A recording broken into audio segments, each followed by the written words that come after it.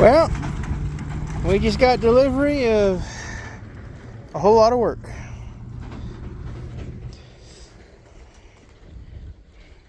Whole lot of work, but yet such a small amount on my trailer. But high tensile, timeless corners, something I've yet to be able to put in, but gonna be doing these A-frame braces. And then another something I haven't put in yet, instead of the 1 3/4 T-post, we went up to the 2.125. Still 5.5 feet, but I'm thinking if we do get a little gravelier ground that's going to be stronger, and I needed to work with it so I can let people know if it does do what I think it will. So I'm going to go ahead and get these boxes open. Got a new spinning Jenny. Yeah, out here picking up the field where the sheep were at. I've got them moved over, but so I'm picking up this tire winder fence, and I came across this tall grass where the ditch was at, and I couldn't get up to the road. And it's a prime example of why you want a good charger and a good fence system, because as you can clearly see here, if I get in the line, you can see that the grass is brown, dying, that it's, pulsated across it, and it's killed the leaves. Now, the ways out here on the prairie, we don't have to worry about brush or trees or shrubs getting into it. We do have to worry about, in the springtime, the grass growing up. Now, if this was a permanent fence and it was hot all the time, that grass would never even get to that stage, and it would just, it literally, the electric field would kind of push it off to the side, because the plant would know it couldn't grow there, or it would burn up. Either way, it would kind of split the plant, and it wouldn't be on the fence. But when you run poly like we do, and temporary, this is what you get if you don't mow, or if you're in an area where you can't kill the grass or be on the other side. Obviously, step-ins wouldn't go up there, so here's where you're at. But pretty cool seeing that with a hot enough charger, you can still take the load of the grass and the shocks and still keep the animals in. So we just getting this here picked up. You're doing rabbit and gopher hunting, so you're happy. And yeah, this tire winder is very quickly becoming the jewel of our equipment at the moment. As I said earlier, we got that fencing that just showed up. That's a lot of fence, a lot of work, and we'll get there.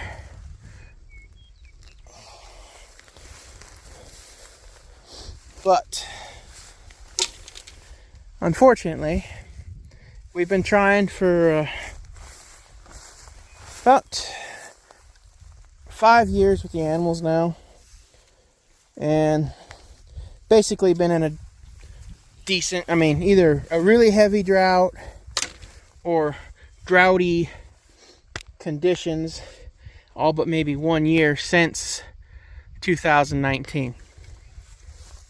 So after going to all the conferences and talking to people, it became apparent we really needed to get a step up. We needed a lifting hand, helping hand.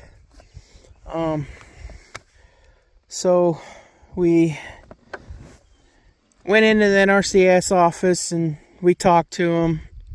This spring there were supposed to be programs for regenerative ranching. Although we tried to apply for that, we applied for that, and that's what we wanted. We got approved under something else. Anyway, so NRCS approved, and we signed a contract that we're gonna maintain our grazing, doing like we're doing for the work part of the contract. That we have 5 years to get the work section of it done, and the rest of the contract is to maintain it and whatnot for 10 years. So we'll I'll talk more on that bit. Mosquitoes found me. I need to keep going. The tire winder's all picked up. We had it wrapped around this whole field. Didn't give them quite as much acreage on this time, but now they're out here. So yeah, no, we talked to a lot of NRC people after going to all the conferences. You talk to a lot of people, you network, talk to a lot of people, a lot of ex-NRCS employees, a lot of people about it. I'm still somewhat morally not happy necessarily with it, but you know, we've spent 5 years. This is the 5th season now, and this last January was the first paycheck the sheep brought in. So 4 years of nothing but taking money. What little we could scrounge up in the drought. If you've been following my channel a long time, you know a deal went south on us. We ended up getting in the hole pretty good. Now thankfully we've been able to struggle through and make it. But we weren't really getting ahead. And like I said, this NRCS, this is just kind of a helping hand up, a bump to get us up to that next level. We're attempting to get to raise the sheep at scale, and fencing costs an absolutely lot of money, but it's one of the main things you need for raising livestock and doing it safely and in a manner where the animals are safe and you're safe. So yeah, we went into NRCS and got a contract with them to help us grow. Yeah, after listening to stories at conferences of, well, one really got me going was, I'm not gonna say the name or the ranch or whatnot, but basically it was the father giving the talk, and the kids have brought in multiple different enterprises and have built the ranch up to what the dad would never dreamed of, and even his dad would never dreamed of. Yet in that same sentence, he turned around and said, well, now that my kid's taken the ranch over, he can go through all the programs and get all that help too. Well, if you've already built the place up to what's beyond you, it should be making enough money. You don't need that help. There's good and bad on everything, and there's always going to be people that are just going to get what they get and take everything they can. And like I said, we needed helping hand up, and that was there. We went in, applied for it. We was either going to get approved or not. And I didn't even really let myself think too hard on it if we would or not. And it went through. It was all spring, kind of. That it is, yeah, maybe waiting on all the red tape of yes, no, seeing if the fence was approved, seeing if the wire height was approved, because we're raising sheep, not cattle, so they had to adjust some things on that to see if we approved for their conservation for the wildlife. Of course, if your wires are too low, then they don't like that. But when you raise sheep, they got to be lower than when you're raising cows, so that's how it works. But it went through. And so this summer and now the next couple years, we're going to be busy fencing, and this fence is going to look very different. Now, when you apply for NRCS programs, it's something we've never done. My brother and I never touched it before, never looked into it. But basically, you apply for the areas you want assistance in and help in. This side of the ranch, we didn't didn't really ask for it on this side. So any fence we build on this side is going to be just, it's all us. But that fence way out back in that whole area where the sheep are, where if they get out, they can go miles and miles. Well, kind of like right here. If they go that direction, they can go miles and miles and miles. But it's our job as stewards to not let them get that far. And that's where the good fencing comes in. So we are going to be putting in all high tensile steel. And then timeless fence post systems. The complete system. Which is going to be pretty exciting to see what that looks like. And yeah, it should be good. Someone's hogging out.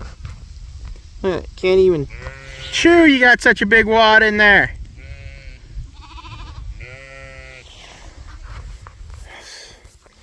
Anyway, so back to it. I got some other shit, a different little bunch we need to move yet. We're waiting for the water to fill up, but they're drinking it faster than it's filling. So